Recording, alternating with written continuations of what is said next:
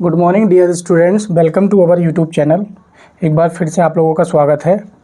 तो एक बात ध्यान रखेंगे, थोड़ा सा ये आज की क्लास जो है हमारी 10 या 20 मिनट आपको लेट मिल सकती है, क्योंकि थोड़ा मैं लेट ही शूट कर रहा हूँ, तो उसके लिए मैं माफ़ी चाहता हूँ। लेकिन फिर भी आइए स्टार्ट करते हैं। आज का हमारा प्रैक्टिस सेट क्या कहता है, ठीक है। वेरी इंपॉर्टेंट है, आपके रेलवे एग्ज़ाम पास आ चुके हैं। आरपीएफ का एग्ज़ाम अभी नहीं है, आप इत्मीनान से तैयारी कीजिए। आरपीएफ का एग्ज़ाम आपका फरवरी में ही होगा, जाके फरवरी 2025, यानी कि दिसंबर से पहले कोई मतलब नहीं है। रीज़न मैं उसका बताऊंगा, एक वीडियो बनाऊंगा, तो आप चैनल को अगर नए हो तो सब्सक्राइब कर लेना। तो उसमें आपको आरपीएफ और ग्रुप डी के पेपर कब होंगे उसकी जानकारी आपको मिल जाएगी। फिलहाल इतना ध्यान रखेंगे कि आरपीएफ का एग्ज़ाम जो है आपका एसआई का हो या कांस्टेबल का हो, दिसंबर से पहले नहीं है, यानी कि जनवरी में या फरवरी में आपका होगा। आइए पहला क्वेश्चन हम स्टार्ट करते हैं। अंतःप्रद्रव्य जालिका की खोज किसने की थी? बात समझ में आ रही है? तो रॉबर्ट ने की थी, या के.आर. पोर्टर ने की थी, या जे.सी. बोस ने की थी, या प्लांक का नियम ने की थी? प्लांक का नियम ऑप्शन है, तो है ना। तो आपको इनमें से एक आंसर चूज करना है और आपको मुझे कमेंट बॉक्स में बताना है, ठीक है। तो ध्यान रखेंगे, ये जो हमारा जो आंसर होगा ना इसका राइट, कि अंतःप्रद्रव्य जालिका। पहले मेरी बात समझो, अंतःप्रद्रव्य जालिका होती क्या है। अगर आपको यही नहीं पता है तो आप ऑप्शन का आंसर कैसे लगा पाओगे, ठीक है। क्वेश्चन का आंसर देखो, सपोज कीजिए ये हमारा क्या है, केंद्रक है। क्या है? केंद्रक है। और ये क्या है, हमारी सेल है, कोशिका, ठीक है। ध्यान से समझने की कोशिश करना। तो होता क्या है, इसके केंद्रक के बाहर जो है ना एक झिल्ली पाई जाती है। ये झिल्ली क्या पाई जाती है? एक झिल्ली पाई जाती है केंद्रक के बाहर, सॉरी, केंद्रक के बाहर एक झिल्ली पाई जाती है। और वो झिल्ली कौन सी होती है, ये ध्यान रखेंगे। ये हमारी केंद्रक के बाहर एक झिल्ली होती है।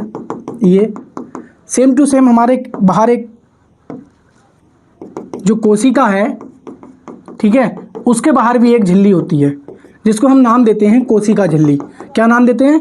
इसको नाम देते हैं हम कोशिका। मेरी बात को ध्यान से समझना, यहाँ से क्वेश्चन बनते हैं। कोशिका झिल्ली, कोशिका झिल्ली। और इसको क्या बोलते हैं हम? इसको बोलते हैं हम कोशिका। क्या बोलते हैं भाई? कोशिका, सेल। बात समझ आई? क्या बोलते हैं इसको? सेल। ये बात ध्यान रखेंगे, ठीक है। अब एक बात समझने की कोशिश करना, इसको क्या बोलते हैं हम? इसको, ये जो मैंने बनाया है, इसको बोलते हैं हम केंद्रक। क्या बोलते हैं इसको? केंद्रक बोलते हैं। बात समझ आ रही है? इसको बोलते हैं हम केंद्रक। और ये क्या होता है हमारा? ये होता है केंद्रक झिल्ली। क्या होता है? केंद्रक झिल्ली। तो ये हो गया हमारा केंद्रक और ये हो गया हमारा केंद्रक झिल्ली। बात समझ में आ रही है? तो एक चीज आप नोट करके लिख लेना थोड़ा समझदारी से, कि ये वाली जो डिस्टेंस होती है ना, ये वाली डिस्टेंस, ये वाली डिस्टेंस, ये इतनी, ये यानी इतना वाला जो पोर्शन है, ये वाला, ये वाला, ये इसे ही बोलते हैं हम, क्या बोलते हैं इसको? इसको हम बोलते हैं अंतःप्रद्रव्य जालिका, यानी कि EPR। इसकी फुल फॉर्म होती है प्लाज्मिक रेटिक्यूलम, ठीक है। स्पेलिंग उसमें मिस्टेक हो तो देख लेना आप। तो EPR बोलते हैं इसको। क्या बोलते हैं? इसको बोलते हैं हम EPR। ध्यान रखेंगे, EPR, एंडोप्लाज्मिक रेटिकुलम। तो ये हमारी क्या होती है?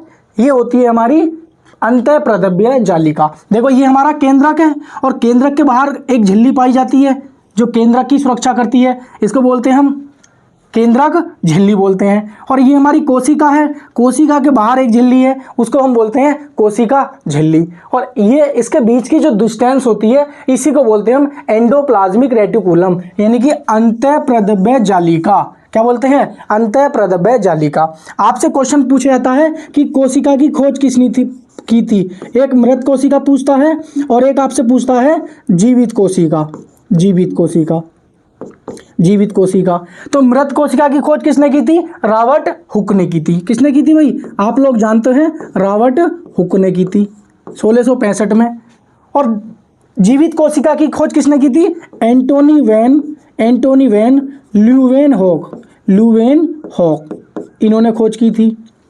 बात करें केंद्रक की खोज किसने करी थी, तो केंद्रक की खोज करी थी रॉबर्ट ब्राउन ने। रॉबर्ट ब्राउन ने, ये बात ध्यान रखेंगे। तो रॉबर्ट ब्राउन ने केंद्रक की खोज करी थी और जीवित कोशिका की खोज करी थी एंटोनी वैन लीeuwenhoek ने, और मृत कोशिका की खोज की थी रॉबर्ट हुक ने। यहां से क्वेश्चन बहुत पूछे जाते हैं। पूछ लिया जाता है कि केंद्रक के बाहरी आवरण को क्या कहते हैं, केंद्रक झिल्ली कहते हैं। कोशिका के बाहरी आवरण को क्या कहते हैं, कोशिका झिल्ली कहते हैं। कोशिका को आकार प्रदान करने वाली झिल्ली को क्या कहते हैं, कोशिका झिल्ली कहते हैं। अलग अलग प्रकार से कंफ्यूज करने, कोशिका भित्ति भी दे रखा होगा, तो इस प्रकार से समझने की कोशिश करना। लेकिन बात आती है इसकी खोज किसने की थी, तो ध्यान रखेंगे ये खोज की थी K.R. पोर्टर ने। इनका नाम पूरा अगर नाम आप जानना चाहो तो इनका नाम है कीथ पोर्टर। और एक व्यक्ति इनके साथ में और थे, उनका नाम था अल्बर्ट, क्या नाम था, अल्बर्ट क्लाउड।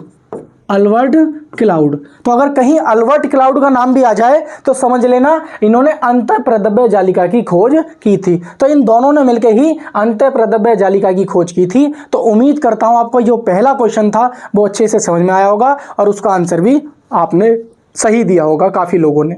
ठीक है, चलिए आइए क्वेश्चन नंबर 2 पे चलते हैं। क्वेश्चन नंबर 2 क्या कहता है, पानी का घनत्व क्या है।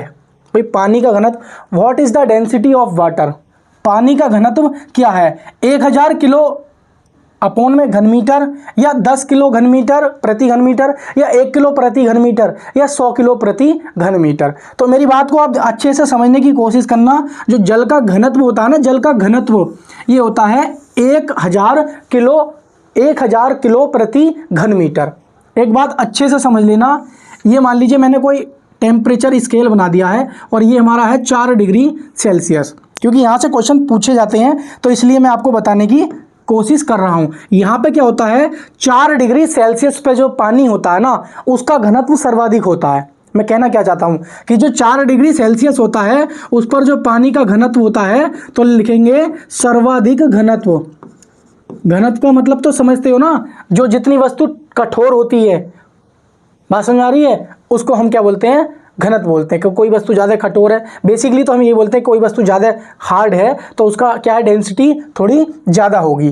तो 4 डिग्री सेल्सियस पे क्या होता है, सर्वाधिक घनत्व होता है।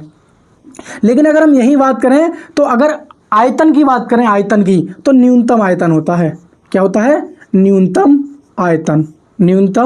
आयतन। तो आपसे पूछेगा कि भाई 4 डिग्री सेल्सियस पे घनत्व कैसा होता है, आप बोलोगे सबसे सर्वाधिक घनत्व 4 डिग्री सेल्सियस पे होता है। लेकिन अगर आप क्या करते हो, अगर आप मान लीजिए 4 डिग्री सेल्सियस से ऊपर जाते हो, आप मान लीजिए 5 डिग्री सेल्सियस पे जाओ, पानी का तापमान 5 डिग्री सेल्सियस कर दो, 6 डिग्री कर दो, 7 डिग्री कर दो, 8 डिग्री कर दो, तो उसमें क्या होगा, पानी का जो घनत्व होगा वो घटने लगेगा। वो कैसा होगा, घटेगा। कैसा होगा भाई, वो ये घटेगा। लेकिन जैसे ही आप 4 डिग्री सेल्सियस से नीचे आते हो, 3 डिग्री, 2 डिग्री, 1 डिग्री, 0 डिग्री, -1, -2, तब भी क्या होगा, पानी का घनत्व घटेगा। क्या होगा भाई, घटेगा। बात समझ आ गई। यानी कि मेरे कहने का तात्पर्य ये है आप लोगों से कि सर्वाधिक घनत्व 4 डिग्री सेल्सियस पे होता है। चाहे तो आप पानी का तापमान गिराओ या पानी का तापमान उठाओ, उसका जो होगा घनत्व वो घटेगा। समझ लो, घनत्व क्या होगा, घटेगा। पानी को आप गर्म करोगे तब भी आपका पानी का घनत्व घटेगा, और पानी को आप ठंडा करोगे तब भी पानी का घनत्व क्या होगा, घटेगा। लेकिन अगर आयतन की बात करेंगे, आयतन की, जैसे ही आप टेम्परेचर बढ़ाओगे या टेम्परेचर कम करोगे तो पानी का आयतन क्या होगा, बढ़ेगा। आयतन क्या होगा, बढ़ेगा। ये एक दूसरे के अनुक्रमानुपाती होते हैं, सॉरी व्युत्क्रमानुपाती, यानी कि उल्टे, तो बढ़ेगा, ये भी बढ़ेगा। यानी कि आयतन कब बढ़ेगा पानी का, जब आप टेम्परेचर बढ़ाओगे या टेम्परेचर कम करोगे तो पानी का आयतन बढ़ेगा। लेकिन घनत्व घटाओगे तो घटेगा, घटाओगे तब भी घटेगा, और बढ़ाओगे तो तब भी घटेगा। ये बात ध्यान रखेंगे, ठीक है। अगर हम जल का अणुभार की बात करें, अणुभार ये आपसे पूछ लिया जाता है, तो जल का सूत्र क्या होता है, H2 होता है। तो H का कितना होता है, 1 और 2 से गुणा कर देंगे। और ऑक्सीजन का कितना होता है, 16 होता है। परमाणु क्रमांक 8 और परमाणु भार 16। तो अणुभार लेने के लिए हम क्या लेते हैं, परमाणु भार लेते हैं। तो 2 प्लस कितना हो जाएगा, 16 बराबर क्या हो जाएगा, 18 हो जाएगा। बात समझ में आ रही नहीं आ रही है? तो जल्द से ये क्वेश्चन पूछा जाता है आपसे, तो ये ध्यान रखेंगे। तो चलते हैं क्वेश्चन नंबर 2 की तरफ। क्वेश्चन नंबर 2 क्या कहता है, ये ध्यान रखेंगे। अणुवार कभी कभी आपसे पूछ लेता है रेलवे ग्रुप डी के एग्जाम में, लेकिन ज़्यादातर क्वेश्चन यहाँ से पूछे जाते हैं, घनत्व और आयतन से संबंधित। तो मैंने आपको बना के समझा दिया है, तो उम्मीद करता हूँ आपको ये क्वेश्चन भी अच्छे से समझ में आया होगा। क्वेश्चन नंबर 3 पे चलते हैं। मानव मस्तिष्क का ऐसा कौन सा पार्ट है जो बुद्धि, स्मृति और भावनाओं का केंद्र होता है? भाई क्या होता है कि हम मानव हैं, तो आपने देखा होगा कि मानवों में भी पूरी क्या होती हैं, किसी भी कार्य करने के लिए बुद्धि होनी चाहिए। भावनाओं का केंद्र होता है हमारे मानव मस्तिष्क में, ब्रेन में।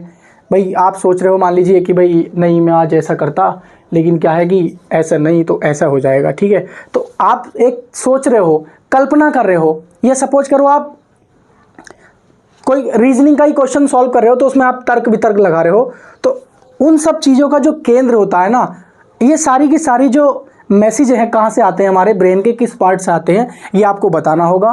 भाई किसी ने आपको गलत बोल दिया तो आप पूरे दिन उसमें टेंशन में ही भागे फिर रहे हो कि यार आज इसने ऐसा बोल दिया, उसी का चेहरा बार बार दिमाग में आ रहा है। तो आप जो सोच रहे हो ना, तो ब्रेन का कौन सा पार्ट होता है जब उस समय वर्क कर रहा होता है?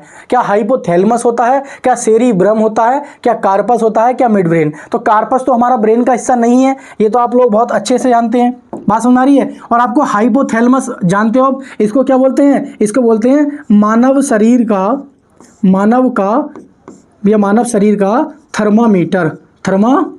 का थर्मामीटर।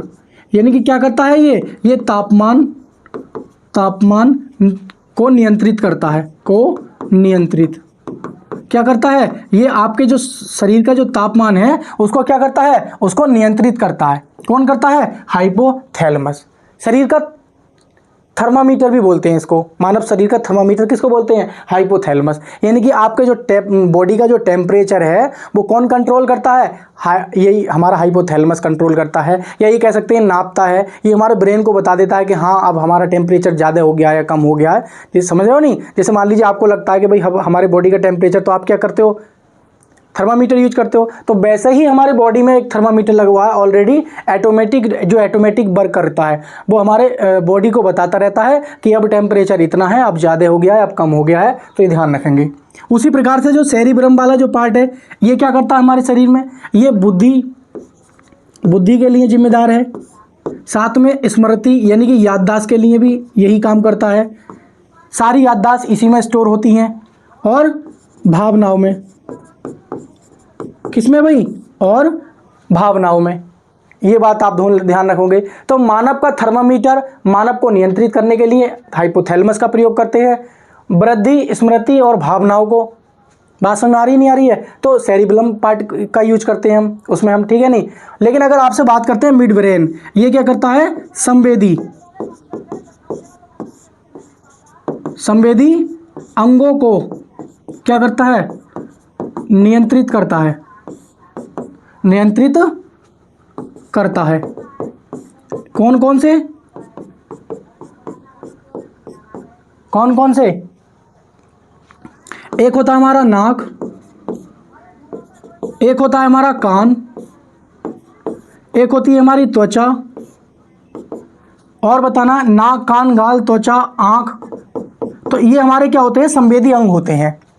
तो ये सारे के सारे जो संवेदी अंग है, इन पे नियंत्रण किसका होता है? मिड ब्रेन का होता है। ये बात आप लोग ध्यान रखेंगे। तो आपसे पूछा था कि हिस्सा बुद्धि, स्मृति और भावनाओं को कौन कंट्रोल करता है? सेरिब्रम। एक होता है सेरिब्रल। क्या होता है? एक होता है सेरिब्रल। ध्यान रखेंगे क्योंकि इसमें कंफ्यूज होते हैं बहुत सारे स्टूडेंट्स। सेरिब्रल या सेरिबेलम बोलते हैं इसको, सेरिबेलम, ठीक है। ये क्या होता है? सबसे छोटा भाग होता है, और इसको हम क्या बोलते हैं? इसको हम बोलते हैं छोटा दिमाग। छोटा होता है ये, इसको हम क्या बोलते हैं? छोटा दिमाग या सबसे छोटा होता है। आपने देखा हो ना छोटा मस्तिष्क किसे कहते हैं? तो हम सेरिबेलम को ही बोलते हैं, ठीक है, ध्यान रखोगे। चलिए आइए नेक्स्ट क्वेश्चन पे चलते हैं। क्वेश्चन नंबर 3 पर चलते हैं, 4 पर आइए हम क्वेश्चन नंबर 4 पर चलते हैं। समभारिकों में की संख्या समान होती है। आपको बताना है कि समबारिकों में किसकी संख्या समान होती है, आयन की, नाभिक की, इलेक्ट्रॉन की, प्रोटॉन की।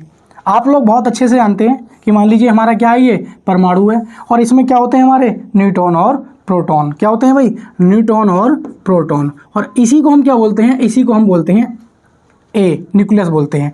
यानी कि परमाणु भार बराबर क्या होता है, न्यूट्रॉन प्लस के प्रोटॉन होते हैं। ये आप लोग बहुत अच्छे से जानते हो। अगर आपने केमिस्ट्री पढ़ी है तो बहुत अच्छे से जानते हो, नहीं पढ़ी है तो ध्यान रखना कि जो नाभिक होता है ना, न्यूक्लियस, उसमें क्या होते हैं, न्यूट्रॉन और प्रोटॉन विद्यमान होने। न्यूक्लियस का जो निर्माण होता है वो न्यूट्रॉन और प्रोटॉन से ही मिलकर होता है। ठीक है, तो ए बराबर हमने क्या लिख दिया, N प्लस के P। सपोज कीजिए हम दो परमाणु ले लेते हैं, एक हमने ले लिया आर्गन ले लिया और एक हमने ले लिया कैल्शियम ले लिया। जब हमने ये ले लिया हमने, तो हमने क्या देखा, इसका क्रमांक कितना है, परमाणु क्रमांक 18 और इसका 20 और इसका परमाणु भार 40 और इसका भी परमाणु भार 40। दोनों के दोनों ये कैसे हैं, ये दोनों के दोनों समभारिक हैं। कैसे हैं भाई, ये हैं समभारिक। और समभारिक क्या होता है, समभारिक उसे कहते हैं जिसके परमाणु भार तो समान है, परमाणु क्रमांक अलग अलग हैं। लेकिन समस्थानिक किसे कहते हैं, समस्थानिक उसे कहते हैं जिसके परमाणु क्रमांक तो समान है परंतु परमाणु भार अलग अलग हैं। जैसे 1H1, 1H2 और 1H3, ये किसके समस्थानिक हैं, ये हाइड्रोजन के समस्थानिक हैं। तो इसको हम क्या बोलेंगे, ये समस्थानिक हैं, क्योंकि इनके जो परमाणु क्रमांक है समान है, परमाणु भार इनके क्या है, अलग अलग हैं। तो जिनके परमाणु क्रमांक समान हो और परमाणु भार अलग अलग हो उसको हम क्या बोलेंगे, उसको हम बोलेंगे समस्थानिक। समस्थानिक, समस्थानिक, ध्यान रखेंगे। ठीक है, लेकिन हम बात कर रहे हैं समभारिक, क्योंकि क्वेश्चन क्या हमसे समभारिक का पूछा है। तो आप एक बात समझो, मेरी बात को गौर से समझने की कोशिश करना, गौर से आप लोग। इसमें इलेक्ट्रॉनों की संख्या कितनी होगी, आप कहोगे 18 होगी। इसमें देखोगे आप इलेक्ट्रॉनों की संख्या कितनी होगी, 20 होगी। आप इसमें परमाणु क्रमांक कितना बताओगे, 18 बताओगे। इसमें परमाणु क्रमांक कितना बताओगे, आप 20 बताओगे। ठीक है, इसमें प्रोटॉनों की संख्या आप कितनी बताओगे, आप कहोगे 18 होंगी। इसमें प्रोटॉनों की संख्या कितनी कहोगे, आप कहोगे सर जी इसमें भी 20 होंगी। बात समझ में आ रही नहीं आ रही है। लेकिन इसका आप परमाणु भार बोलोगे ए, ये जो हमारा परमाणु भार है ये भी इसमें भी 40, ये भी इसमें भी 40, आप लोगों को दिख रहा हो। लेकिन आप जब न्यूट्रॉनों की संख्या निकालोगे ना, न्यूट्रॉनों की संख्या, तो न्यूट्रॉनों की संख्या होती है, क्या होती है न्यूट्रॉनों की संख्या, परमाणु भार बराबर होती, परमाणु भार माइनस प्रोटॉनों की संख्या। यानी कि ये क्या है हमारी, ये प्रोटॉनों की संख्या तो है। देखो प्रोटॉनों की संख्या कितनी है, 20, परमाणु भार कितना है, 40। तो अगर इनका अंतर निकालोगे तो 40 माइनस 20 ये क्या आएगा आपका, ये आ जाएगा आपका न्यूट्रॉनों की संख्या। क्या आ जाएगी, न्यूट्रॉनों की संख्या। वैसे ही आप इसमें माइनस करोगे, जब आप इसमें माइनस करोगे तो इसका माइनस करोगे आप, 40 में से 18 जाएगा तो ये आ जाएगा 22 और ये क्या आ जाएगी, ये आ जाएगी न्यूट्रॉनों की संख्या। तो आप मेरे से ये कहोगे, क्या कहोगे कि सर जी न्यूट्रॉनों की संख्या जो है हमारी इसमें कितनी आई है, 22 आई है, और इसमें न्यूट्रॉनों की संख्या कितनी आई है, इसमें 20 आई है। बात समझ आ रही है। और आप लोग बहुत अच्छे से जानते हो, क्या जानते हो कि न्यूट्रॉनों की संख्या और प्लस प्रोटॉनों की संख्या क्या होती है, परमाणु भार होती है। भाई न्यूट्रॉनों की संख्या और प्लस प्रोटॉनों की संख्या क्या होती है, परमाणु भार होती है। क्या बोलते हैं इसको, ए बोलते हैं। यही तो मैंने फॉर्मूला लिखा था। तो आपसे पूछा है कि समभारिकों में की संख्या समान होती है, तो देखो आयन की संख्या समान है, गलत, आयन का तो कोई मतलब ही नहीं है। क्या इलेक्ट्रॉनों की संख्या समान है, इलेक्ट्रॉन इधर 18 है और इधर 20 है, क्या सेम है, नहीं है। आप कहोगे इलेक्ट्रॉनों की संख्या समान नहीं होती है, और ना ही परमाणु क्रमांक समान होते हैं। परमाणु क्रमांक तो परमाणु समस्थानिकों के होते हैं समान, समभारिकों के नहीं होते हैं। तो हमारा ये भी गलत हो जाएगा। क्या प्रोटॉनों की संख्या समान है, प्रोटॉन इधर 18 है और इधर 20 है, क्या सेम है, नहीं जी। आप मेरे से कहोगे कि नहीं, ये भी नहीं है। क्या नाभिक की संख्या समान है, नाभिक की, जी हाँ। अगर कोई दो परमाणु हैं मान लीजिए, है नहीं है, और उनके क्या है नाभिक में, जो नाभिक में क्या है वो समभारिक हैं। जब समभारिक होंगे तो उनका नाभिक कैसा होगा, सेम होगा। यानी कि दो जो है ना, अगर वे समभारिक हैं, दो तत्व समभारिक बोल दिया, तो उनके जो न्यूक्लियस होगा ना, न्यूक्लियस यानी कि नाभिक, वो सेम होगा दोनों का। यानी कि उसमें न्यूट्रॉन और प्रोटॉनों की संख्याओं का जो योग होगा, अगर मान लीजिए इसमें 20 है तो इसमें भी 20 होगा, इसमें 40 है तो इसमें भी 40 होगा। तो देखो न्यूट्रॉन प्लस प्रोटॉन को ही हम बोलते हैं नाभिक, इसमें 40 है तो इसमें भी 40 ही आया है। ठीक है, तो आपका राइट आंसर क्या हो जाएगा, बी राइट आंसर हो जाएगा। ठीक है नहीं। आइए क्वेश्चन नंबर 5 की तरफ चलते हैं। बहुत इंपॉर्टेंट क्वेश्चन था। तो यहाँ से क्या है, रेलवे में भी अक्सर क्वेश्चन पूछ ले आते हैं। चाहे आप आरपीएफ की तैयारी कर रहे हो या ग्रुप डी की तैयारी कर रहे हो, तो थोड़ा सा ध्यान में रख के चलेंगे इन चीज़ों को, ठीक है। कोशिश यही किया करो कि ज़्यादा से ज़्यादा चीज़ें आपकी क्लियर हो और कॉन्सेप्ट को नोट कर लिया करो, ठीक है। जब तक नोट नहीं करोगे तब तक कुछ नहीं होने वाला। देखो टीचर का काम क्या होता है, केवल समझाने का होता है और मार्गदर्शक होता है टीचर। लेकिन आप अपने आप में बेस्ट देना चाहते हो तो आपको क्या करना पड़ेगा, कॉपी पेन लेके बैठना पड़ेगा, खुद से मेहनत करनी पड़ेगी, खुद से नोट्स बनाने पड़ेंगे, क्योंकि हाथ के ही नोट्स आपको काम में आते हैं, ठीक है। बाकी बुक्स तो मार्केट में इतनी है कि बहुत ज़्यादा हैं, आप प्रैक्टिस सेट बुक से लगा लो। लेकिन यहाँ लगाने का क्या बेनिफिट है, यहाँ लगाने का बेनिफिट ये है कि एक क्वेश्चन में कॉन्सेप्ट क्लियर हो जाता है। बात समझ आ रही है, समझो। कोशिका विभाजन से संबंधित है मेले का हाइड्रेडाइन डाइज या जिब्रेलिन या ऑक्सीन या साइटोकाइनिन। बात समझ में आ रही है। तो ध्यान रखेंगे जो हमारा हार्मोन होगा ना जिब्रेलिन, इसके बारे में आप जानेंगे। ऑक्सीन हार्मोन क्या होता है इसके बारे में आप जानेंगे। साइटोकाइनिन हार्मोन क्या होते हैं इसके बारे में जानेंगे। यानी कि ये जो क्वेश्चन आपसे पूछा गया है ये पादप हार्मोन से है। किससे है भाई, ये पादप हार्मोन से है। पादप हार्मोन यानी कि जैसे आपने पढ़ा होगा कि बॉडी में मनुष्य के अंदर भी हार्मोन्स होते हैं, वैसे हमारे पादपों के अंदर भी क्या होते हैं, हार्मोन्स होते हैं, जो उनकी लंबाई के लिए सहायक होते हैं, उनके फल फूल को खिलने के लिए सहायक होते हैं, फलों को पकाने में सहायक होते हैं, फलों को रोकने में सहायक होते हैं, वृद्धि को बढ़ाने में, वृद्धि को रोकने में, लंबाई को बढ़ाने में, लंबाई को रोकने में। वैसे ही हमारी बॉडी में हार्मोन्स होते हैं। बात समझ में आ रही नहीं आ रही है। तो आपने एक नाम सुना होगा ऑक्सीन हार्मोन, मेरी बात को ध्यान से समझना। ऑक्सीन हार्मोन ये बहुत इंपॉर्टेंट है, ये इतना इंपॉर्टेंट है आप लोग इसको पूरी तरीके से नोट कर लेना। क्यों नोट कर लेना, क्योंकि इसकी जो खोज की थी ना, इसकी जो खोज की थी वो चार्ल्स डार्विन ने की थी। किसने की थी, चार्ल्स डार्विन ने। ये बात ध्यान रखेंगे, किसने की थी, चार्ल्स डार्विन ने, ठीक है। इन्होंने ही पादप विकास का सिद्धांत दिया था। इन्होंने कौन सा सिद्धांत दिया था, इन्होंने पादप विकास का सिद्धांत दिया था। पादप विकास का सिद्धांत किसने दिया था, इन्होंने दिया था, चार्ल्स डार्विन ने। इसलिए ये इंपॉर्टेंट है। ऑक्सीन हार्मोन की खोज किसने की थी, चार्ल्स डार्विन ने। पादप विकास का सिद्धांत जो किसने दिया था, वो चार्ल्स डार्विन ने दिया था। पौधों की वृद्धि से संबंधित हार्मोन किसने बताया था, ये चार्ल्स डार्विन साहब ने बताया था। पादप विकास के लिए जो ऑक्सीन हार्मोन सहायक होता है वो भी किसने दिया था, चार्ल्स डार्विन साहब ने दिया था। तो ये बहुत इंपॉर्टेंट है एग्जाम की दृष्टि से, ये आप ध्यान रखेंगे, ठीक है। अगर हम ऑक्सीन हार्मोन की बात करें तो ये पादपों यानी कि पौधों की शीर्ष भाग में पाया जाता है। किसमें भाई, शीर्ष भाग में पाया जाता है, शीर्ष भाग में। क्योंकि और ये क्या होता है, ये प्रकाशानुवर्तन होता है। क्या होता है, प्रकाशानुवर्तन, ठीक है। और ये पौधों के विकास के लिए सहायक होता है। पौधों के विकास में सहायक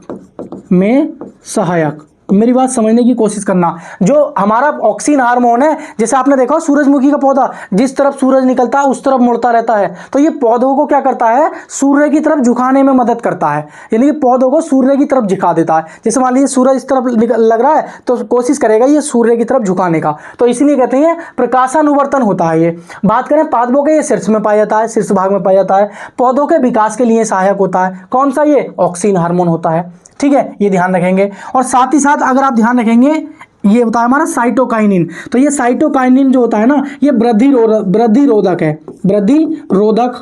वृद्धि रोधक हार्मोन है। ये वृद्धि रोधक हार्मोन क्या है, ये जस्ट इसका प्रतिद्वंदी है, जस्ट इसका अपोजिट है। ये क्या करता है, ये कोशिका विभाजन में सहायक होता है। किसमें भाई, कोशिका विभाजन में। ध्यान रखेंगे ये पूछा जाता है, कोशिका विभाजन में सहायक होता है, ठीक है। तीसरा लिखेंगे, बीजों को अंकुरित के लिए प्रेरित करता है। क्या करता है, बीजों को अंकुरण के लिए प्रेरित करता है। क्या करता है, ये प्रेरित करता है, बीजों को अंकुरण के लिए प्रेरित करता है। कौन करता है, साइटोकाइनिन हार्मोन। ये वृद्धि रोधक हार्मोन है, ये कोशिका विभाजन में कार्य करता है। ये ऑक्सीन हार्मोन का जस्ट ये अपोजिट है। कौन, साइटोकाइनिन। और ये जो ऑक्सीन हार्मोन है ना, सॉरी माफी चाहता हूं, ऑक्सीन नहीं, ये जिब्रेलिन। ये जो जिब्रेलिन होना ना, ये पादप को लंबाई बढ़ाता है, ठीक है। या आप ये कह सकते हैं कि जो बोना होता है ना, बोना को लंबा करता है। क्या करता है, लंबा करता है। ये ना जिब्रेलिन बहुत सारे क्या कहते हैं हार्मोन्स का एक समूह होता है, GA1, GA2, GA3। तो इसका जो नाम बोलते हैं ना, इसका जिब्रेलिन का नाम पूछ लेता है तो GA3 होता है, GA3। तो ये मुख्य हार्मोन होता है जिब्रेलिन हार्मोन, लेकिन ये GA1, GA2 बहुत सारे हार्मोन्स का ये समूह होता है, लगभग 100 हार्मोन्स का ये समूह एक होता है, और ये मुख्य हार्मोन होता है जिब्रेलिन हार्मोन। ठीक है, आपने नाम सुना होगा, एक हार्मोन होता है इथाइलिन। क्या होता है? एथिलीन या इथाइलिन, इथाइलिन बोल देते हैं, जिसको हम बोलते हैं C2H4 बोलते हैं। तो ये क्या करता है? ये फलों को पकाने में आपने देखा होगा, अगर आपको फल पकाने हैं तो वैसे तो कृत्रिम रूप से पक जाते हैं फल। कैसे पकते हैं? एसिटिलीन का प्रयोग कर लो आप, या कार्बन डाइऑक्साइड लगा दो, बर्फ लगा दो यानी कि, या कार्बेट लगा दीजिए आप। लेकिन कार्बेट से कृत्रिम रूप से क्या होता है? फल इधर से पक जाएगा और इधर से कच्चा सा रहेगा। छोटे बच्चे क्या करते हैं, पका पका खा लेते हैं, कच्चा कच्चा छोड़ देते हैं। तो आप अगर फलों को कृत्रिम रूप से पकाना चाहते हो, कार्बेट का यूज कर सकते हो, कार्बन डाइऑक्साइड का यूज कर सकते हो, बर्फ लगा के आप फलों को पका सकते हो, या एसिटिलीन का प्रयोग कर सकते हो।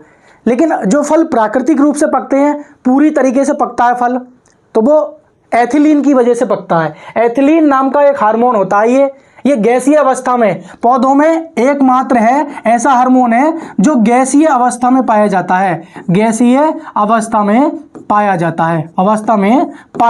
है। ये बात ध्यान रखेंगे, एकमात्र हार्मोन ऐसा है जो एथिलीन है, जो पौधों में गैसीय अवस्था में पाया जाता है और फलों को प्राकृतिक रूप से पूरी तरीके से पकाने में मदद करता है। ठीक है, एक हार्मोन है हमारे पास ट्रांसम्यूरिन करके हार्मोन्स होता है, ये पौधों को रिकवरी करने का काम करता है। क्या करता है ये? रिकवरी। जब पौधे की कोई टहनी क्षतिग्रस्त हो जाती है तो उसको रिकवरी प्रदान करता है, तो ट्रांसम्यूरिन करके एक हार्मोन्स होता है, तो वो क्या है? मदद करता है। तो उम्मीद करता हूँ पादप हार्मोन से संबंधित ये प्रश्न था, जो कि आपको बहुत अच्छे से समझ में आया होगा। तो इसका राइट आंसर क्या हो जाएगा? कोशिका विभाजन में कौन मदद करता है? Cytokinin hormone.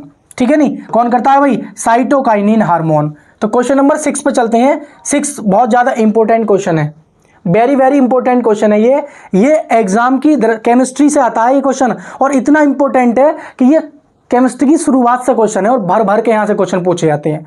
मेरी बात समझने की कोशिश करना। किसने यह खोजा कि हर 8वें तत्व के गुण पहले तत्व के समान होते हैं? जैसे मान लीजिए किसी का परमाणु क्रमांक 1 है, तो उसके जो भौतिक और रासायनिक गुण होंगे वो 8वें परमाणु क्रमांक से मेच खा रहे होंगे। अगर 8वें के होंगे तो अगले 16वें से मैच खा रहे होंगे। तो इसने यही कहा कि हर 8वें तत्व के गुण क्या होंगे? आपस में क्या होंगे? सेम होंगे, ये कहना चाहता था। तो ये किसने दिया था? न्यूलैंड ने दिया था, मोज़ले ने दिया, या डोबेराइनर ने दिया था, या मेंडलीफ ने? तो आप मेरी बात को बहुत अच्छे से ध्यान रखेंगे, ये जो नियम दिया था न्यूलैंड साहब ने दिया था। किसने दिया था? न्यूलैंड साहब ने। मेरी बात समझने की कोशिश करना। सबसे पहले आए थे डोबेराइनर जी। कौन आए थे भाई? डोबेराइनर। इन्होंने क्या दिया था? इन्होंने त्रिक सिद्धांत दिया था। क्या दिया था? त्रिक सिद्धांत क्या था? मेरी बात समझने की कोशिश करना। इन्होंने 3 तत्व ले लिए, और 3 तत्व लेने के बाद पहले और आखिरी का जो परमाणु भार होगा वो बीच वाले का परमाणु भार होगा। यानी कि पहले वाले का परमाणु भार ले लो और आखिरी वाले का परमाणु भार ले लो, और उसको आप 2 से भाग कर दो। यानी कि क्या कर देंगे? दूसरे वाले का जो परमाणु भार होगा वो क्या होगा? पहले वाले के परमाणु भार से और तीसरे वाले के परमाणु भार से, या उनका औसत क्या होगा? दूसरे वाले का परमाणु भार निकल के आ जाएगा। यह था त्रिक सिद्धांत, और किसने दिया था? डोबेराइनर जी ने दिया था। तो ये भी फेल हो गया। इसके बाद कौन आए थे? इसके बाद आए थे न्यूलैंड जी। कौन आए थे? न्यूलैंड। तो इन्होंने कौन सा नियम दिया था? न्यूलैंड का अष्टक नियम। ये भी आया था, अष्टक नियम। अब ये क्या कहता था? ये हमसे ये कहता था कि पहले तत्व के गुण क्या है भाई? पहले तत्व के जो गुण होंगे, पहले तत्व के गुण 8वें से या 8वें के समान होंगे। तो ये हमारा क्या हो गया? ये हमारा कैल्शियम के बाद क्या हो गया? ये फेल हो गया। कैल्शियम के बाद क्या हो गया? ये भी फेल हो गया। जो न्यूलैंड जी ने नियम दिया था, न्यूलैंड का अष्टक नियम, कि पहले तत्व के गुण 8वें के समान होंगे, तो ये कैल्शियम के बाद फेल हो गया। इसके बाद कौन आए थे? ये बात ध्यान रखेंगे। इसके बाद साहब आए थे मेंडलीव जी, मेंडलीव, आपने नाम सुना होगा ना, मेंडलीव की आवर्त सारणी, मेंडलीव की आवर्त सारणी, आवर्त सारणी। तो इसमें तत्वों को कैसे रखा गया था इन्होंने रखा था कि तत्वों के जो भौतिक गुण होंगे और रासायनिक गुण होंगे वो परमाणु भार के, किसके भाई, परमाणु भार के क्या होंगे भाई, आवर्ती फलन होंगे। क्या होंगे, आवर्ती फलन होंगे। यानी कि इन्होंने तत्वों को परमाणु भार के आधार पर रखा था। किन्होंने, मेंडलीव की आवर्त सारणी ने, यानी कि मेंडलीव जी ने तत्वों को परमाणु भार के आधार पर रखा था। उसके बाद लास्ट में आए थे मोजले जी, ये आए थे मोजले, इन्होंने मोजले ली, इन्होंने इन सारे तीनों साइंटिस्ट की जो मेहनत थी उसको मौज ले ली। भाई मेंडलीव ने तो ऑलरेडी रख चुके थे, इन्होंने परमाणु भार के आधार पर रखा था, लेकिन इन्होंने आके थोड़ा सा सुधार कर दिया और उन्होंने क्या कर दिया, इन्होंने कर दिया साहब परमाणु क्रमांक के आधार पर। किसके भाई, परमाणु क्रमांक के आधार पर। लो जी, ये फेमस हो गए, हम इनकी आवर्त सारणी यूज कर रहे हैं। तो इन लोगों ने मेहनत की, विचारों ने, लेकिन सबसे ज्यादा जो अवार्ड मिला वो किसको मिला, मोजले साहब को मिल गया कि हम किसकी आवर्त सारणी कर रहे हैं साहब, मोजले जी। नाम किनका हो रहा है, मोजले जी।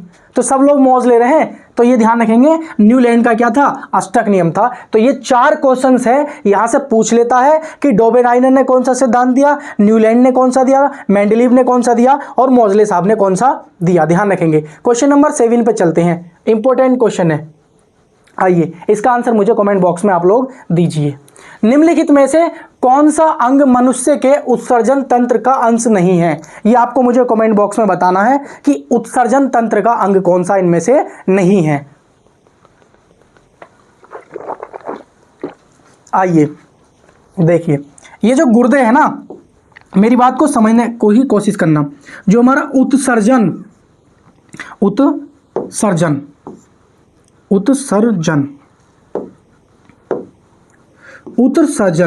उत्सर्जन जो तंत्र होता है ना हमारा, इसके भाग कौन कौन से होते हैं। उत्सर्जन का होता है, एक तो होता है गुर्दा, एक होता है मूत्राशय, एक होता है मूत्र मार्ग, एक होती है मूत्र वाहिनी। ठीक है, तो गुर्दे में क्या बनता है, मूत्र, और गुर्दा ब्लड को साफ करता है। और जैसे ही मूत्र वाहिनी क्या काम करती है, गुर्दे से मूत्र को मूत्राशय में ले जाती है और मूत्राशय से मूत्र मार्ग के द्वारा मूत्र बाहर निकल जाता है। तो गुर्दा, मूत्राशय, मूत्रमार्ग और मूत्रवाहिनी उत्सर्जन तंत्र के भाग हैं। लेकिन अगर हम बात करें गर्भाशय, तो ये प्रजनन तंत्र का है। किसका है भाई, ये प्रजनन तंत्र का भाग होता है, यानी कि प्रजनन तंत्र का एक अंग है। कौन है, गर्भाशय। तो आपसे यही पूछा था कि अंश नहीं है, तो अंश कौन सा नहीं है उत्सर्जन तंत्र का, यही हमारा क्या है, अंश नहीं है, क्योंकि ये प्रजनन तंत्र का अंश है। किसका अंश है ये, प्रजनन तंत्र का। तो उम्मीद करता हूं क्वेश्चन नंबर 7 का आपका राइट आंसर क्या होगा, सी ऑप्शन हो जाएगा। सब लोगों ने आंसर दिया होगा, तो आप लोग धड़ल्ले से इसका आंसर दिया करो मुझे, ठीक है। आइए इसका आंसर दो एकदम। न्यूटन का शीतल नियम निम्नलिखित में से किस एक विशेष स्थिति के लिए है, स्टीफन का नियम, बोयलमैन का नियम, या बीन का नियम, या प्लांक का नियम। चारों के चारों नियम बहुत इंपॉर्टेंट हैं, आप लोग अच्छे से समझ रहे होंगे और एग्जाम की दृष्टि से बहुत ज़्यादा इंपॉर्टेंट है। तो न्यूटन का शीतलन नियम जो था, ये हमसे ये कहता है, मान लीजिए आप कोई लोहे की छड़ ले लीजिए और लोहे की छड़ का जो टेम्परेचर है इस समय 100 डिग्री सेल्सियस है। मान लीजिए आप कि लोहे की छड़ आपने ले ली और इसका जो टेम्परेचर है, आपने ये लोहे की छड़ ले ली और इसका जो तापमान है मान लीजिए 100 डिग्री सेल्सियस है। और इस लोहे की छड़ का तापमान अगर मान लीजिए आप कितना करना चाहते हो, इसका तापमान आप 90 डिग्री सेल्सियस करना चाहते हो, तो 90 डिग्री सेल्सियस करने में जो आपको टाइम लगा है, वो टाइम लगा है मान लीजिए 5 मिनट का समय लगा है। कितना समय लगा है, 5 मिनट का समय लगा है। और आपने कितना डिक्रीज किया है, आपने 10 डिग्री सेल्सियस तापमान डिक्रीज कर लिया। यानी कि मान लीजिए कोई लोहे की छड़ थी, उसका तापमान आपने 5 मिनट में 10 डिग्री सेल्सियस आपने कम कर लिया। अगर मान लीजिए इसी लोहे की छड़ का तापमान अगर मान लीजिए फिर से आप कितना करना चाहो, आप 80 करना चाहो, 80 डिग्री सेल्सियस, तो आप एक बात ध्यान रखना, आप एक बात अच्छे से ध्यान रखना कि जो आप कितना कम करना चाह रहे हो, 90 से 80 लाना चाह रहे हो, तो फिर से आप माइनस का 10 डिग्री सेंटीग्रेड करना चाह रहे हो, तो अब 5 मिनट में नहीं हो पाएगा।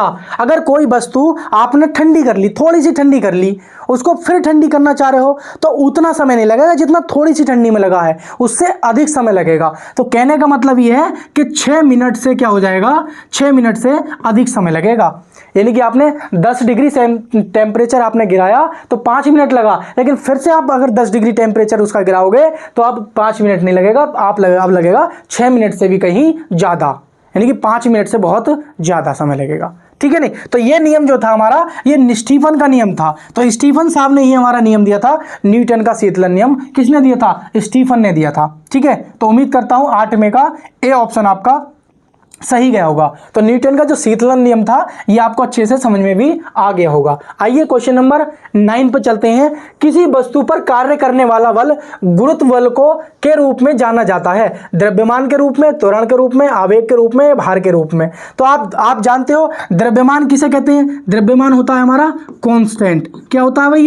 ये कांस्टेंट होता है, यानी कि मास क्या होता है? अपरिवर्तनीय होता है। और त्वरण किसे कहते हैं हम? त्वरण कहते हैं वेग परिवर्तन की दर, वेग परिवर्तन की दर, इसको हम क्या बोलते हैं? त्वरण बोलते हैं। त्वरण ए बराबर होता है बी माइनस यू बटे टी। ये आता कहां से है? ये गति की प्रथम समीकरण होती है, बी बराबर यू प्लस के ए टी, यहां से निकाला जाता है। यानी कि वेग में परिवर्तन, प्रारंभिक वेग और अंतिम वेग का अंतर अपॉन समय से भाग कर दोगे तो त्वरण आ जाएगा। यानी कि वेग में कितना परिवर्तन हो रहा है, यही हमारा क्या कहलाता है? एक्सीलरेशन कहलाता है, यानी कि त्वरण कहलाता है। ठीक है नहीं, आपसे पूछ लेता है। इस पर न्यूमेरिकल बहुत पूछे जाते हैं, इसलिए मैं बता रहा हूं। इस पर न्यूमेरिकल कैसे पूछे जाते हैं? एफ बराबर एम में पूछ लेता है। आपको द्रव्यमान दे देगा और बल पूछेगा, तो बल कैसे निकालोगे, और आपको ये अंतिम वेग और प्रारंभिक वेग और सेकंड दे रखा होगा, तो आप समझ जाओगे कि त्वरण बराबर ये होता है b माइनस यू बटे टी। तो आप a का मान निकाल दोगे और यहां पे a का मान रख के द्रव्यमान से गुणा कर दोगे तो फोर्स का मान निकल के आ जाएगा। इसलिए मैंने आपको समझा दिया है।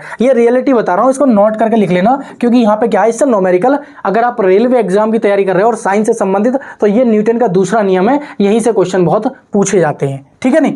अब आवेग क्या होता है? आवेग होता है हमारे पास बल गुणा समय, बल गुणा समय। यानी कि किसी वस्तु पर कितने समय तक कोई बल लगाया गया, तो उसका जो गुणनफल होता है वो हमारा क्या होता है? आवेग होता है। लेकिन अगर बात करें संवेग की, क्योंकि संवेग का भी ध्यान रखना, कंफ्यूज मत होता, ये होता है द्रव्यमान गुणा वेग।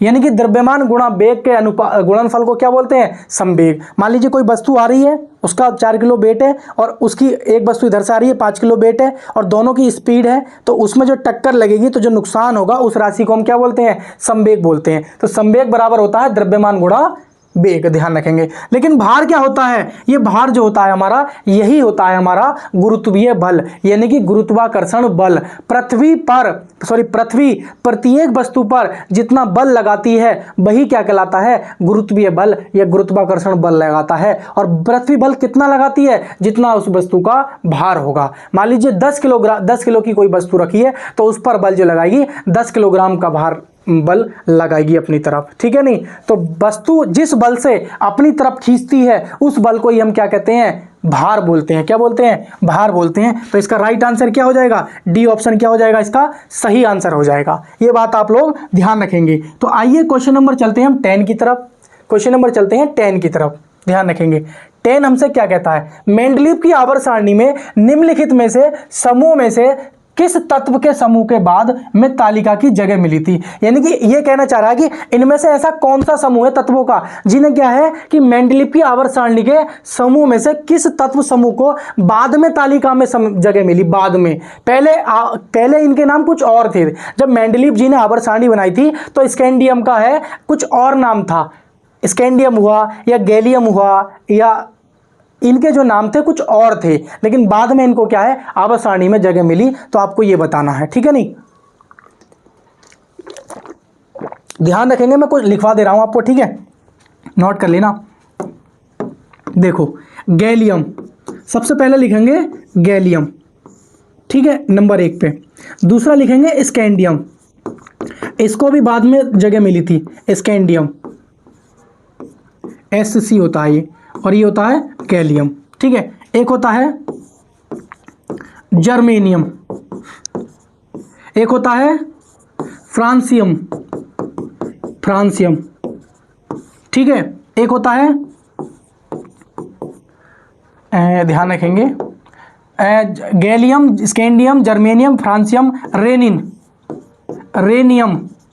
रेनियम, ठीक है। तो कुछ और है जो मेरे याद नहीं आ रहे हैं, ध्यान रखेंगे gallium, scandium, germanium, francium, rhenium. तो जिनके लास्ट में नियम आए ना, यम, तो ध्यान रखना यही आपका अगर ऑप्शन में कुछ ऐसा दे रखा है वर्ड जो आप पकड़ पा रहे हो लेकिन रियलिटी में नहीं पहचान कर पा रहे हो कि राइट आंसर क्या होगा, तो ध्यान रखना जिनके लास्ट में यम आ जाए ना तो वही आपका राइट आंसर होगा, वही आपका क्या होगा, राइट आंसर होगा, जिसको क्या है बाद में जगह मिली थी। तो ध्यान रखेंगे गैलियम, स्कैंडियम, जर्मेनियम, फ्रांसियम और रेनियम है या रेनियम, ठीक है, ध्यान रखेंगे। तो इनको, और एक है पोलोनियम, क्या है, पोलोनियम, तो पोलोनियम भी ध्यान रखेंगे। तो पोलोनियम, रेनियम, ये इन्हें क्या है सबसे लास्ट में जगह मिली थी। तो स्कैंडियम, गैलियम, कैल्शियम, तो कैल्शियम नहीं है हमारा, ठीक है। स्कैंडियम, गैलियम, जर्मेनियम ये हो सकता है, मैग्नीशियम नहीं है, सोडियम नहीं है, तो राइट आंसर क्या हो जाएगा, राइट आंसर हो जाएगा बी। तो इस वाले समूह को क्या है, मेंडलीव की आवर्त सारणी में जो जगह छोड़ दी गई थी बाद में इन तत्वों को क्या है जगह मिल गई थी। किन किन को, गैलियम को, स्कैंडियम को, जर्मेनियम को, फ्रांसियम को, रेनियम को, पोलोनियम के। तो और है एक दो तत्व ऐसे हैं जिनको जगह मिली थी, तो लेकिन 5-6 ये तो हैं, इनको तो आप कम से कम याद रखना एग्जाम की दृष्टि से। ये मोस्ट थे तो मैंने आपको लिखा दिए, जो मोस्ट थे वो मैंने लिखा दिए आपको, ठीक है।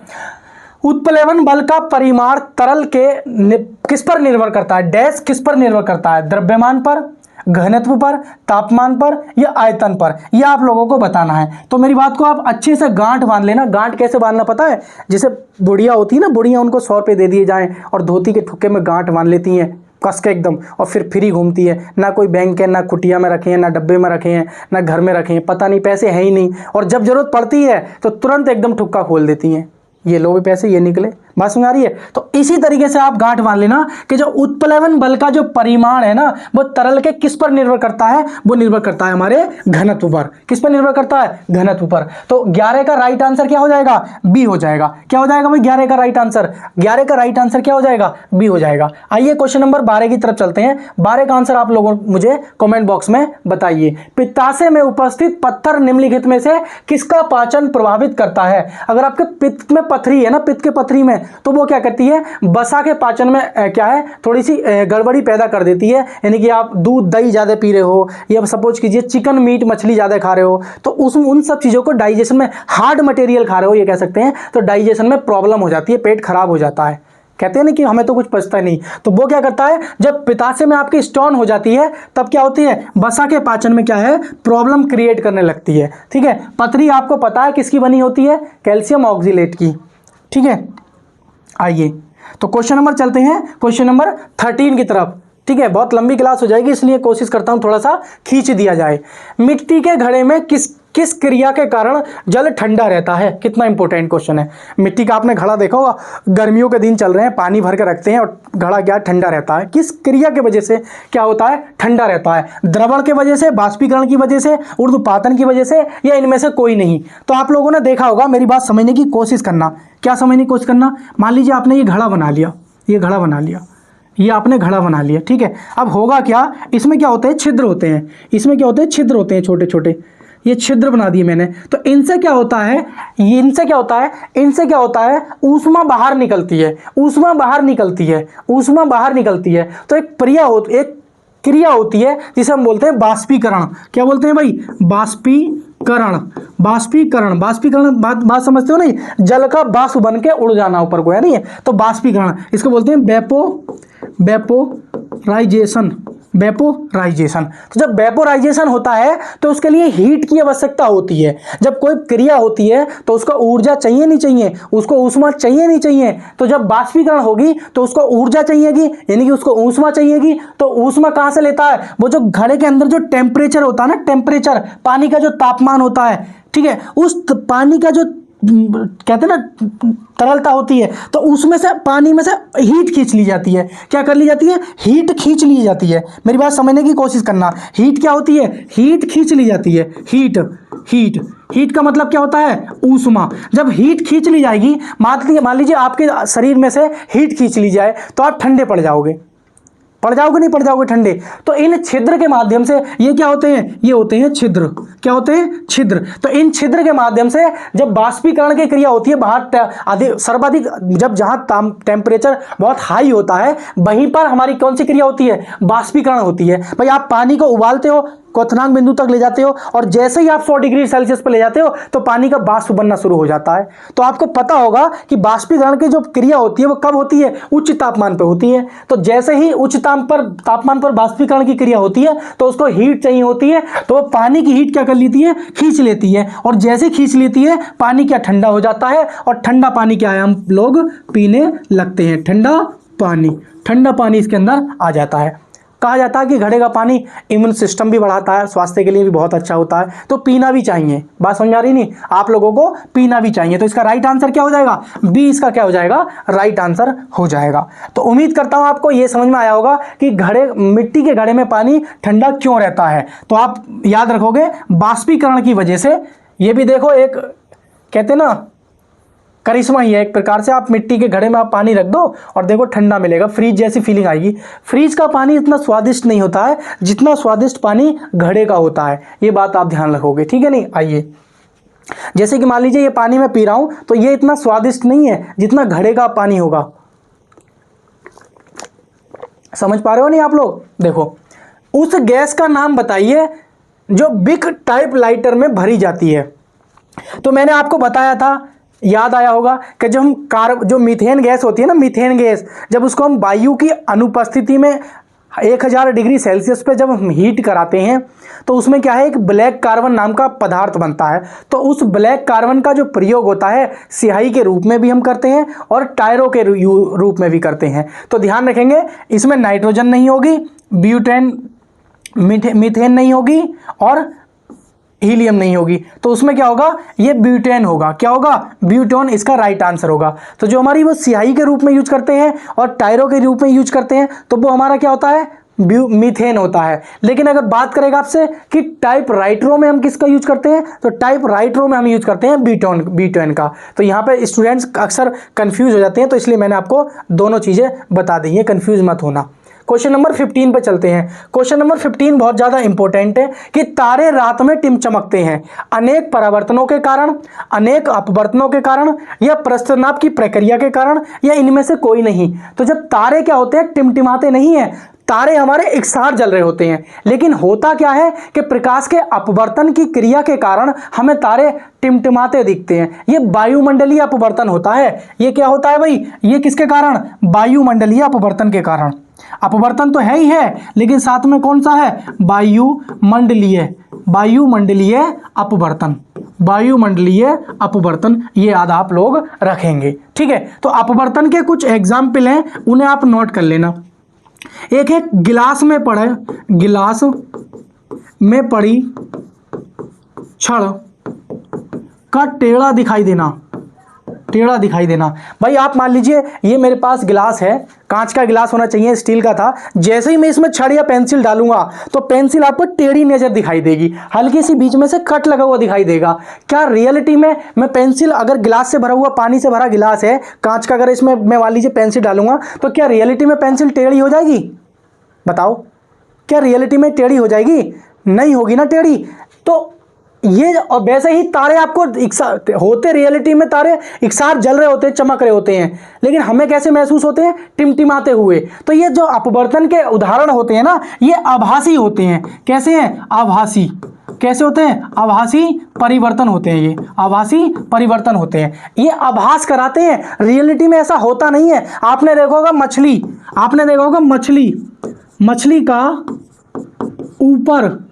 मछली का ऊपर उठा दिखाई देना या ऊपर तैरता दिखाई देना। भाई ऊपर तैरता दिखाई देना, ये ध्यान रखेंगे। मछली का ऊपर तैरते दिखाई देना, ठीक है, बात समझ आ रही है। तो मछली ऊपर आपको तैरती हुई दिखाई दे रही है, लेकिन रियलिटी में मछली ऊपर नहीं होती है, मछली नीचे होती है। आपको ऐसा आभास होता है कि मछली ऊपर तैर रही है और आप पकड़ोगे, जैसे आप उसको पकड़ने चलाते हो हाथ, मछली आगे की तरफ निकल जाती है। तो ये भी एक कैसा है, आभास होता है। आपको बात समझ में आ रही है। तो ध्यान रखेंगे। तीसरा लिखेंगे नींबू, या ऐसे लिख लेंगे, गिलास में पड़े नींबू का आकार बड़ा दिखाई देना, ये भी किसके कारण होता है? प्रकाश के अपवर्तन के कारण। एक बात आप लोग ध्यान रखेंगे, सूर्य का 2 मिनट पहले व 2 मिनट बाद तक दिखाई देना, किसका? सूर्य का। किसका भाई? सूर्य का। तो सूर्य 2 मिनट पहले निकलने से आपको पहले दिखाई देगा और छिपने के 2 मिनट बाद तक दिखाई देगा। तो यह भी किसके कारण होता है? यह प्रकाश के अपवर्तन के कारण होता है। लेकिन सूर्य का लाल दिखाई देना भाई, सूर्य का लाल दिखाई देना, यह किसके कारण होता है? यह होता है प्रकीर्णन के कारण। ध्यान रखेंगे। तो प्रकाश के प्रकीर्णन के कारण सूरज लाल दिखाई देता है और 2 मिनट पहले और 2 मिनट बाद तक प्रकाश के अपवर्तन के कारण दिखाई देता है। तो इसका क्या आंसर हो जाएगा? अनेक अपवर्तन के कारण हमें क्या है? तारे चमकते हुए या टिमटिमाते हुए हमें दिखाई देते हैं। आइए क्वेश्चन नंबर 16 पे चलते हैं। क्वेश्चन नंबर 16 हमसे क्या कहता है, समझने की कोशिश करना। निम्नलिखित में से किसकी कोई इकाई नहीं है? ऐसा कौन सा है इनमें कि कोई इकाई नहीं है? आपको पता है घनत्व की इकाई क्या होती है? मीटर की घात 3। क्या होती है भाई? घनत्व की इकाई क्या होती है? मीटर की घात 3। विस्थापन किसके नापते हैं? विस्थापन को हम मीटर में नापते हैं, या आप सेंटीमीटर में भी नाप सकते हो। दाब का क्या होता है? पास्कल होता है। क्या होता है? पास्कल होता है, पास्कल।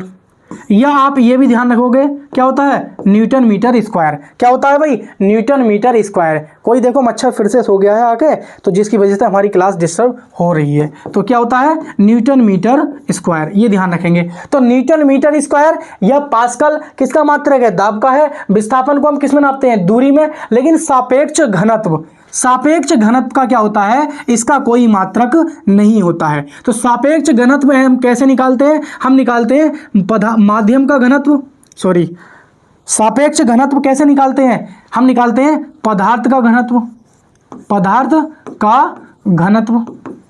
बटे माध्यम का घनत्व। तो भाई इसका मात्रक भी क्या होगा? मीटर, और इसका भी मात्रक क्या होगा? मीटर। तो होता क्या है, ये मीटर से मीटर कट जाता है, तो इसीलिए क्या बोलते हैं इसे मात्रकहीन राशि बोलते हैं। मात्रकहीन राशि किसको बोलते हैं? मात्रकहीन राशि हम किसको बोलते हैं? हम बोलते हैं सापेक्ष घनत्व को। जैसे आपने सुना होगा ना सापेक्ष अपवर्तनांक। तो सापेक्ष अपवर्तनांक हम जब निकालते हैं तो उसमें क्या होता है?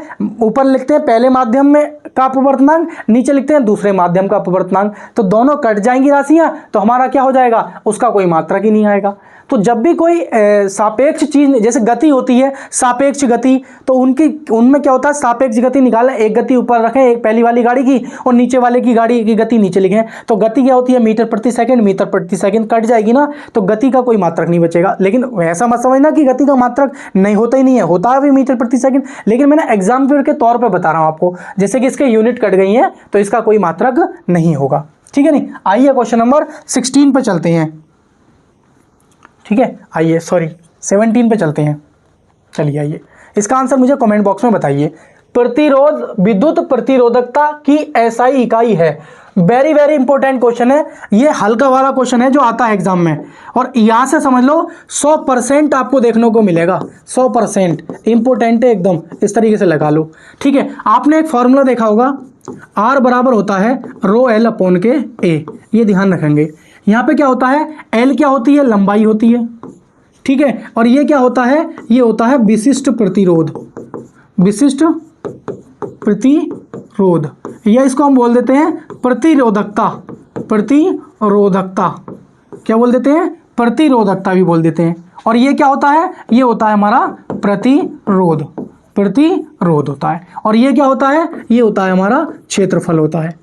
ठीक है, लेकिन बात कर रहा है हमसे कि इसका मात्रक क्या होगा। तो मात्रक आप जब निकालोगे तो R बराबर होता है रो एल अपॉन ए, लेकिन हमसे किसका मात्रक चाहिए? इसका चाहिए। तो आप क्या करोगे? इसको पलट दोगे, तो यानी कि R गुणा के ए अपॉन में क्या हो जाएगा? L बराबर क्या हो जाएगा? रो हो जाएगा।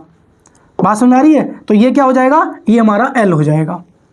तो जब रो का मात्रक आप निकालोगे तो आप आर का मात्रक क्या होता है, आर का मात्रक होता है ओम, और क्षेत्रफल का मात्रक क्या हो जाएगा, मीटर स्क्वायर, अपॉन में क्या हो जाएगा, इसका मात्रक क्या हो जाएगा, मीटर हो जाएगा। तो 1 मीटर से 1 मीटर कट जाएगा तो क्या बचेगा, ओम मीटर, ओम मीटर। इसी को हम क्या बोलते हैं, इसी को हम बोलते हैं ओम मीटर, ओम मीटर, ध्यान रखेंगे। तो ओम मीटर किसका मात्रक हो जाएगा, ओम मीटर मात्रक हो जाएगा विद्युत प्रतिरोध। इसको हम रो से डिनोट करते हैं, किससे भाई, रो से डिनोट करते हैं, रो से प्रदर्शित करते हैं। तो ध्यान रखेंगे हमने इस फॉर्मूले के माध्यम से हमने ओम का नियम निकाल दिया है। लेकिन एक बात ध्यान रखेंगे, यहां से एक क्वेश्चन पूछा जाता है, वो मैं आपको बता देता हूं। क्या क्वेश्चन पूछा जाता है भाई, क्या होता है, ये जो आर है ना, अगर हम लंबाई को कांस्टेंट मान दें और विशिष्ट प्रतिरोध यानी कि प्रतिरोधकता को हम कांस्टेंट मान लें, तो आर क्या हो जाएगा, व्युत्क्रमानुपाती होता है क्षेत्रफल के। यानी कि आप कोई चालक तार ले रहे हो, अगर उसका क्षेत्रफल मान लीजिए कम है, यानी कि उसका अगर क्षेत्रफल कैसा है, क्षेत्रफल कम है, तो उसमें प्रतिरोध कैसा होगा, अधिक होगा। बात समझ आ रही है। लेकिन अगर उस तार का क्षेत्रफल आप ज्यादा ले रहे हो तो उसका प्रतिरोध कैसा होगा, उसका प्रतिरोध कैसा हो जाएगा, कम होगा। और आप यही चाहते हो, आप जिस चालक तार का प्रयोग करना चाहते हो अपने घरेलू वायरिंग में या बिजली को मतलब एक स्थान से दूसरे स्थान पर पहुंचाने में, इलेक्ट्रिक को, तो यही कोशिश करते हो कि उसका प्रतिरोध कम से कम हो, क्योंकि प्रतिरोध अगर कम होगा तो आपकी जो करंट क्या होगी, ज्यादा फ्लो होगी। आप 2 एम्पीयर की करंट प्रवाहित कर रहे हो तो उसमें क्या होगा, आपके लोड को 2 एम्पीयर की ही करंट मिल पाएगी। वो मिलेगी कब, जब उसका क्षेत्रफल तार का ज्यादा होगा और प्रतिरोध कम होगा। हमेशा ध्यान रखना, जब भी आप अपने घर में वायरिंग यूज करो उसका प्रतिरोध कम से कम हो, ठीक है। नहीं तो यहां से क्वेश्चन बहुत पूछे जाते हैं, इसलिए मैंने आपको बता दिए, ठीक है। आइए क्वेश्चन नंबर 18 की तरफ चलते हैं। बताने को तो इसमें बहुत कुछ है, लेकिन आप इतना ही लिख लेना तो पक्का गारंटी से कह रहा हूं कि आपका क्वेश्चन बच के नहीं जाएगा। अगर ओम के नियम से आएगा क्वेश्चन तो यहीं से क्वेश्चन आएगा। डीपीटी का टीका किस रोग की रोकथाम के लिए लगाया जाता है, तो ध्यान रखेंगे डीपीटी का टीका ये बहुत इंपॉर्टेंट है, ये 3 चीजों की रोकथाम के लिए लगाया जाता है। डीपीटी, डीपीटी इसे बोलते हैं डिप्थीरिया, क्या बोलते हैं भाई इसको, डिप्थीरिया। इसको बोलते हैं परटूसिस, क्या बोलते हैं भाई, परटूसिस। हिंदी में लिख देता हूं, चलो, परटूसिस, परटूसिस। या इसको हम बोलते हैं काली खांसी, क्या बोलते हैं इसको हम, काली खांसी, काली खांसी, ठीक है। एक होता है टेटनस, क्या होता है, टेटनस, टेटनस के लिए भी हम यूज करते हैं। तो परटूसिस, डिप्थीरिया और टेटनस, इन तीनों की रोकथाम के लिए हम क्या करते हैं, डीपीटी का टीका लगाते हैं, तीनों की रोकथाम के लिए। तो डिप्थीरिया सही जी, कुकर खांसी यही बोलते हैं, परटूसिस को हम काली खांसी बोलते हैं, टेटनस बिल्कुल सही। तो ये सभी इसका राइट आंसर हो जाएगा, यानी कि ऑप्शन नंबर हमारा क्या हो जाएगा, डी ऑप्शन हमारा सही हो जाएगा। डी ऑप्शन क्या हो जाएगा हमारा, बिल्कुल सही उत्तर हो जाएगा, ठीक है। नहीं आइए क्वेश्चन नंबर चलते हैं, हम क्वेश्चन नंबर चलते हैं 19 की तरफ। क्वेश्चन नंबर 19 हमसे क्या कहता है, क्वेश्चन नंबर 19 हमसे क्या कहता है, इसका आप उत्तर दीजिए मुझे कमेंट बॉक्स में। क्वेश्चन नंबर 19 क्या कहता है, चलिए। किस यंत्र का काम डायनामो के कार्य का उल्टा होता है, यानी कि जो डायनामो होता है उसका उल्टा होता है। क्या ट्रांसफार्मर का कार्य होता है, भाई ट्रांसफार्मर क्या काम करता है, ये तो स्टेप अप और स्टेप डाउन होता है। क्या होता है भाई, ट्रांसफार्मर 2 प्रकार के होते हैं, एक होता है स्टेप अप, ठीक है, नहीं स्टेप अप, और एक होता है स्टेप डाउन। तो ये क्या करता है, ये स्टेप अप क्या करता है, ये वोल्टेज को बढ़ाता है। क्या बोलता है भाई, ये वोल्टेज को क्या करता है, सॉरी माफी चाहता हूं, ये क्या करता है, ये वोल्टेज को बढ़ाता है लेकिन करंट को क्या करता है, कम कर देता है। लेकिन जो स्टेप डाउन होता है ये वोल्टेज को क्या करता है, ये वोल्टेज को कम करता है और करंट को बढ़ा देता है। तो ट्रांसफार्मर 2 प्रकार के होते हैं, स्टेप अप और स्टेप डाउन। स्टेप अप क्या करेगा, वोल्टेज को बढ़ा देगा, और स्टेप डाउन क्या करेगा, वोल्टेज को कम कर देगा। और करंट एक दूसरे के इसके क्या होती है, अपोजिट हो जाती है, ठीक है। नहीं ये बात आप लोग ध्यान में रखेंगे अच्छे से।